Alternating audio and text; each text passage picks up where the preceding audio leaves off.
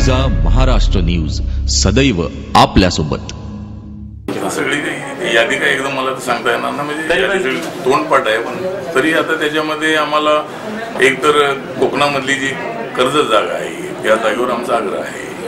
नव्या मुंबईमधली जागा मी मागितलेली आहे, पण आता इथली जागा तर सुटेल घेण्याची शंका आहे, पण मुंबईची मागणी आमची। आणि मुंबईमधली चेंबूरची जागा आहे, कुर्ला जागा आहे, धारावीची जागा आहे, वर्सो आहे, शिवाजीनगर आहे, अणुशक्तीनगर आहे, अशा जागा मागितलेल्या आहेत। त्याच्यामधल्या किती जागा सोडायच्या, तर आमची मुंबईसाठी अपेक्षा हीच आहे की 2-3 जागा शिवसेनेने सोडाव्यात मुंबईमध्ये आणि 2-3 जागा बीजेपीने सोडाव्यात। अशा पद्धतीनं एकतर RPIला एक समजा 20 जागा आम्ही मागितलेल्या असल्या तरी 15-16 जागेपर्यंत तरी दोन्ही पक्षांनी आमचा विचार करावा, जेणेकरून जर 12 जागा आमच्या निवडून आल्या तर पक्षाला ते सिंबॉल मिळेल आणि त्यामुळं रिपब्लिकन पक्षाच्या माध्यमातून आम्हाला एक पक्ष मजबूत करण्यामध्ये चांगली मदत होऊ शकेल आणि म्हणून त्याचा विचार दोन्ही पक्षांनी करावा। ऊर्जा महाराष्ट्र न्यूज सदैव आपल्यासोबत। विधानसभेतील विरोधी पक्षनेते विनोद तावडे यांनी महायुतीचे सरकार सत्तेवर आल्यावर पेट्रोल आणि डिझेलवरील वॅट कमी करण्याबरोबरच LBT रद्द करण्याचे आश्वासन federation of all Maharashtra petrol dealers असोसिएशनचे अध्यक्ष उदय लोध यांना दिले। त्यांना लोध यांनी पत्रकार परिषदेत संपाला स्थगिती देत असल्याची घोषणा केली आहे। दरम्यान आज राज्यातील शहरांमध्ये पेट्रोल पंपावर लांबच्या लांब रांगाच रांग दिसत होत्या। यात पुण्यासह औरंगाबाद, जळगाव, सोलापूरमध्ये पेट्रोल पंपावर मोठी गर्दी जमल्याचे चित्र दिसतंय। अनेक ठिकाणी पेट्रोल संपल्याचे फलकही लावण्यात आले। ऊर्जा महाराष्ट्र न्यूज सदैव आपल्यासोबत। आज संपूर्ण अकोला शहर एका वेगळ्या आनंद आणि उत्साहात न्हाऊन निघाले होते। संपूर्ण विदर्भात आपल्या वेगळ्या वैशिष्ट्यांनी प्रसिद्ध असलेली अकोल्याची कावड यात्रा आज संपन्न झाली आहे। स्वातंत्र्याची चळवळ ऐन भरात असताना शहरात या नवीन परंपरेचा जन्म झालाय। श्रावण महिन्याच्या शेवटच्या सोमवारी या कावड यात्रेचा उत्सव असतो। या कावड यात्रेची सुरुवात होण्याची गोष्टही तेवढीच रोचक आहे। 1944च्या सुमारास स्वतंत्र चळवळ भरत असताना अकोला शहराला भीषण पाणी टंचाईला सामोरं जावं लागलं होतं। यावेळी काही युवकांनी पुढाकार घेऊन अकोल्याचे ग्रामदैवत राजेश्वरला जलाभिषेकचा संकल्प केला होता। यासाठी 17 किलोमीटर अंतरावरील गांधीग्रामहून पूर्णा नदीचे जल आणून राजेश्वरला अभिषेक करण्यात आला आणि अकोल्यात पाऊस पडला अशी आख्यायिका आहे। तेव्हापासून या कावड यात्रेची परंपरा सुरू झाली आहे। राजेश्वर भक्त जलाभिषेक करून त्याच्याकडे उत्कर्षासाठी साकडं घालतात। या कावड यात्रेत कावड मंडळ मोठ्या प्रमाणात सहभागी होत असतात। या कावड मंडळामध्ये जास्तीत जास्त भरण्यांची कावड करण्याची एक प्रकारची स्पर्धा लागलेली असते। कावडमध्ये पाणी आणण्यासाठी भरणे आणि भोपळ्याचा उपयोग करण्यात येतो। डाबकी रोड आणि हरिहर पेठ कावड मंडळांची कावड सर्वात मोठी असते। यावर्षी डाबकी रोड मंडळाने 451 भरण्याची तर हरिहर पेठ मंडळाने 301 भरण्याची कावड तयार केली होती। कावड यात्रेत पौराणिक देखाव्यासोबतच सामाजिक संदेश देणारे देखावे आणि झाक्या साकारल्या जातात। या कावड यात्रेत सर्व धर्मीय लोक उत्साहाने सहभागी होतात। महाराष्ट्रात सामाजिक एकोपा वाढीस लावणारे अनेक उत्सव साजरे होत असतात, मग ती मुंबईची दहीहंडी असो की नागपूरची मारबत। अकोल्याची कावड यात्रा भक्तिभावासोबतच सामाजिक एकताही वृद्धिंगत करणारी आहे। या कावड यात्रेनंतर आता अकोलेकरांना चाहूल लागलीये ती लगेच येणाऱ्या गणेश उत्सवाची। ऊर्जा महाराष्ट्र न्यूज सदैव आपल्यासोबत। गावाच्या वेशीच्या दरवाजातील 3x3च्या खिडकीतून बैलांना अमानुषपणे ओळताण करून खिडकीतून काढले जाते आणि हा प्रकार पाहण्याकरिता जिल्ह्याभरातून हजारो लोक या ठिकाणी येतात। मागील काही वर्षात अनेकदा या ठिकाणी भांडणे देखील झाली। ही प्रथा बंद करावी अशी अनेक गावकऱ्यांची इच्छा आहे, मात्र पूर्व परंपरेच्या नावाखाली हे अमानुष कृत्य या ठिकाणी केले जाते। मद्यधुंद होऊन काही तरुण अघोरीपणे बैलांचा छळ करून आनंद साजरा करतात, मात्र अद्यापही कुठल्याही सामाजिक संघटना संस्था यांनी याविषयी विरोध केला नाहीये। अत्यंत संवेदनशील असलेल्या या गावात भुसावळ ग्रामीण पोलिसांनी चोख बंदोबस्त ठेवत कुठलाही अनुचित प्रकार घडू नये याकरिता भुसावळ विभागाचे उपविभागीय पोलीस अधीक्षक रोहितदास पवार हे स्वतः या ठिकाणी उपस्थित होते। महाराष्ट्र न्यूज सदैव आपल्यासोबत। भुसावळ नगरपालिकेकडे अनेक पैसे पडून आहेत, मात्र नगरपालिकेला गावातील कामेच करायची नाहीये। कोणतेच ठेकेदार या ठिकाणी ठेके घ्यायला तयार नाहीये, कोणताच अधिकारी नगरपालिकेत यायला तयार नाहीये. नेमके काय कारण आहे असा प्रश्न यावेळी सावकारे यांनी केलाय. आम्ही राज्य शासनाकडून रस्त्यांची कामे मंजूर करून आणली, मात्र नगरपालिका त्याला प्रतिबंध करते की या रस्त्याची कामं होऊ देऊ नका. भुसावळ नगरपालिका राष्ट्रवादीकडेच आहे. एकंदरीत राष्ट्रवादीची गटबाजी या ठिकाणी उघडपणे सावकारांनी मांडली आहे. काही लोकांच्या सहवासात राहणे फार कठीण असते. त्यांना असे वाटते की सतत खोट्या गोष्टी केल्या पाहिजे, सतत त्यांच्या मागे फिरायला पाहिजे, असे वक्तव्य यावेळी माजी आमदार संतोष चौधरी यांचे नाव न घेता त्यांच्याविषयी केले. आज आप नगरपालिका से मंगाओ, नगरपालिका में कितने पैसे पड़े हुए हैं, आज आप अगर सच्चाई देंगे तो आपको नजर आ जाएगा कि आज भी नगरपालिका में पैसे पड़े हुए हैं लेकिन काम नहीं हो रहे. अभी हालत ये है कि यहाँ कोई ठेकेदार काम लेने के लिए भी तैयार नहीं नगरपालिका से. क्या वजह है? कोई अधिकारी यहाँ आना नहीं चाहता. क्यों आना नहीं चाहता? कभी सोचा नहीं आपने क्यों हो रहा है भाई ऐसा? जो काम हमने राज्य शासन से डायरेक्ट यहाँ मंजूर करा के लाया, उसके खिलाफ भी कोर्ट में ये रास्ते के काम नहीं होने चाहिए.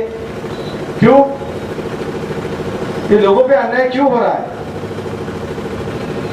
ये इसलिए हो रहा है कि वो किसका काम है, कौन करना चाहिए, किसकी जिम्मेदारी है, जो वो बोल रहे सच है झूठ है, सब आपको मिल जाएगा. मैं ये नहीं कह रहा कि आप मेरे पे भरोसा रखो, जो सच्चाई है उसके ऊपर भरोसा रखो आप. या कार्यक्रमाला उपस्थित असलेले राष्ट्रवादी काँग्रेसचे राष्ट्रीय नेता ओबेतुल्ला आझमी यांनी मीडिया विरुद्ध विधान करत सर्व प्रसार माध्यम बिकाऊ आहे असे म्हटले. कोणीही टीव्ही पाहू नका, पेपर वाचू नका, हे लोकांना बिघडवण्याचे कामे करतात असा आरोप त्यांनी यावेळी केलाय. म्हणजे एकंदरीत लोकसभेच्या निवडणुकीत आपल्या पराभवाचे खापर मीडियावर फोडले जाते. किसी जमाने में बहुजन समाज पार्टी के फाउंडर कांशी राम ने अपने वोटरों से कहा था कि टीवी मत देखो, अखबार मत पढ़ो, अपनी पार्टी को वोट दो. इसलिए कि टीवी झूठ बोल बोलकर, अखबार वाले पैसे खा खा कर इतना एक्सप्लॉइट करते हैं कि इंसान अच्छा है तो बुरा बन जाता है, और नतीजे में उन्होंने यूपी में सरकार बना ली. आज भी कुछ ऐसा ही हो रहा है. मीडिया और खास तौर पे इलेक्ट्रॉनिक मीडिया बिका हुआ है. ये पार्लियामेंट के इलेक्शन में भी बिका था. वक्त से पहले इसने माहौल बनाया था. बीजेपी अकेले इलेक्शन नहीं लड़ रही थी. बीजेपी का अनडिक्लेयर उम्मीदवार ये इलेक्ट्रॉनिक मीडिया था, और इस इलेक्ट्रॉनिक मीडिया ने झूठ बोलने की इंतहा कर दी थी. माहौल को इस तरह से इसने बनाया कि झूठों की सरकार बन गई. अब फिर ये इलेक्ट्रॉनिक मीडिया पैसों पे बिकने वाला मीडिया, ये पैसों पे बिकने वाले हैं जो दूसरों को पकड़ते हैं और खुद पैसा लेकर के बोली बोलते हैं और देश के लोगों को गुमराह करते हैं.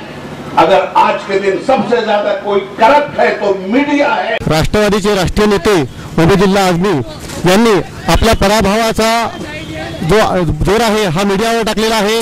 मीडिया बिकाऊ म्हणून आपण झालेले पराभूत आणि मीडियावर त्यांनी ताशेरे ओढलेले आहे. एकंदरीतच राष्ट्रवादी पार्टी जी आहे हे मीडियावरती जोर टाकून आपला पराभव लपवण्याचा लोकांकडून प्रयत्न करते आहे. कॅमेरामॅन सुनील आराखसह मंगेश जोशी, गर्जा महाराष्ट्र न्यूज, भुसावळ. महाराष्ट्र न्यूज सदैव आपल्यासोबत. प्रेग्नेंट असल्यापासून जेनेलिया वेगवेगळ्या कार्यक्रमांना उपस्थिती लावताना दिसलीये. पती रितेश देशमुखच्या एक विलन या सिनेमाचा प्रीमियर असो किंवा लय भारी या मराठी सिनेमाचा स्क्रीनिंग, जेनेलिया आवर्जून या कार्यक्रमांना हजर राहिलीये. खरं तर प्रेग्नेन्सीच्या काळात बॉलिवूड अभिनेत्री सार्वजनिक ठिकाणी हजेरी लावणे सहसा टाळताना दिसतात. एखाद दुसऱ्या कार्यक्रमामध्येच त्यांची झलक दिसते. बॉलिवूडच्या उलट हॉलिवूडमध्ये हे खूप कॉमन आहे. तेथील अभिनेत्री प्रेग्नेन्सीच्या काळात बिनधास्तपणे फिरताना दिसतात. अनेक जणी तर या अवस्थेत खास फोटोशूट सुद्धा करून घेतात. अद्याप बॉलिवूडमध्ये मात्र हा ट्रेंड आलेला दिसत नाहीये. ऐश्वर्या राय बच्चनने प्रेग्नेन्सीच्या काळात फार पब्लिक अपीयरन्स दिला नव्हता. याशिवाय तिने तिची लेक आराध्याला सुद्धा बरेच दिवस मीडियापासून लांब ठेवले होते. या उलट लारा दत्ता, शिल्पा शेट्टी यांनी आपल्या मुलांना कधीच मीडियापासून दूर ठेवले नाहीये. महाराष्ट्र न्यूज सदैव आपल्यासोबत. अभिनेता शक्ती कपूरची मुलगी श्रद्धा कपूर लवकरच हैदर या चित्रपटात मुख्य भूमिकेत दिसणार आहे. हैदरमध्ये काम करून आत्मिक शांती मिळाल्याचे श्रद्धाचे म्हणणे आहे. ती म्हणाली, हा चित्रपट पाहिल्यानंतर लोक मला परिपक्व अभिनेत्री मानतील। या चित्रपटात काम करण्याची संधी मिळाल्याने मी स्वतःला भाग्यवान मानते। विशाल भारद्वाजचे दिग्दर्शन असलेला हैदर हा चित्रपट शेक्सपियरच्या हॅमलेट या नाटकाचे फिल्मी रूपांतर आहे। चित्रपटात शाहिद सोबत श्रद्धा कपूर, के मेनन, तब्बू आणि इरफान खान मुख्य भूमिकेत आहे। चित्रपटात शाहिद त्यांच्या वडिलांचा शोध घेताना दिसेल। चित्रपटाचे संपूर्ण शूटिंग काश्मीर मध्ये झाले। चित्रपटातील शाहिदचा लुक आणि कलाकार मुख्य आकर्षण आहे। हा चित्रपट येत्या 2 ऑक्टोबरला रिलीज होत आहे। Hello, mic testing 1 2 3। हेलो, आवाज आ रही है आप लोगों को? Hello hello hello hello.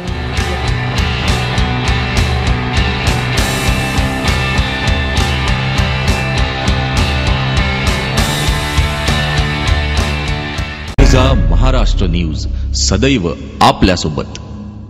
मुजलवाडी येथील नितीन भाऊ पाटील मात्रा नदीवर पोळ्यानिमित्त बैलांना आंघोळ घालण्यासाठी गेला असताना त्याचा पाय घसरून पाण्यात बुडाल्याने मृत्यू झालाय।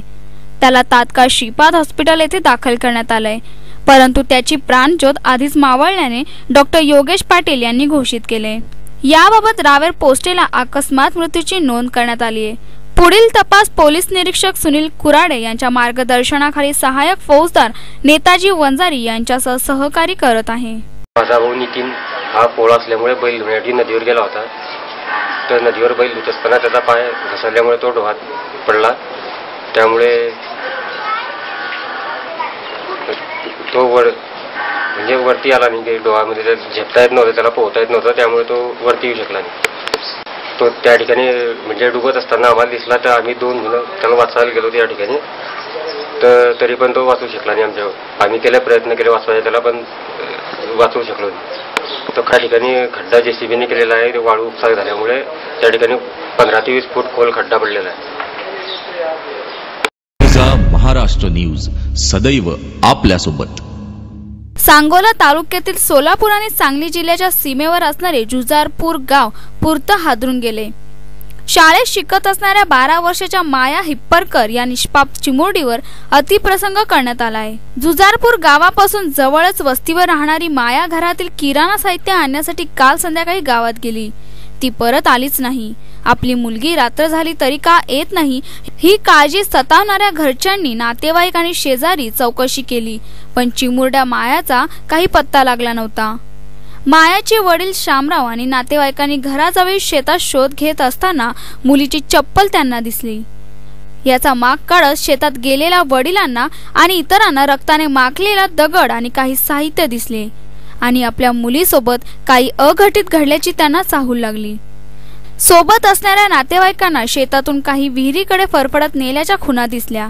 विहिरी शोधाशोध केल्यानंतर डोक्यात दगड घालून हत्या केलेला मृतदेह सापडला। घटनास्थळी दाखल झालेल्या पोलिसांनी सदर मुलीचा सांगोला मधील शासकीय रुग्णालयात शवविच्छेदन केले असता तिची हत्या करण्यापूर्वी तिच्यावर अतिप्रसंग झाला असल्याचे स्पष्ट झाले।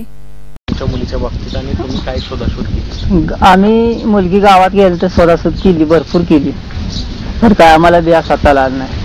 आम्ही साहेबांना सविस्तर जबाब दिला, सांगितलं आपली एवढीच विनंती। माझ्या बाबतीत असे म्हणजे अत्यंत वेगळंच काही ते घडलं, आमच्या गावात असलं कधी घडलं नाही।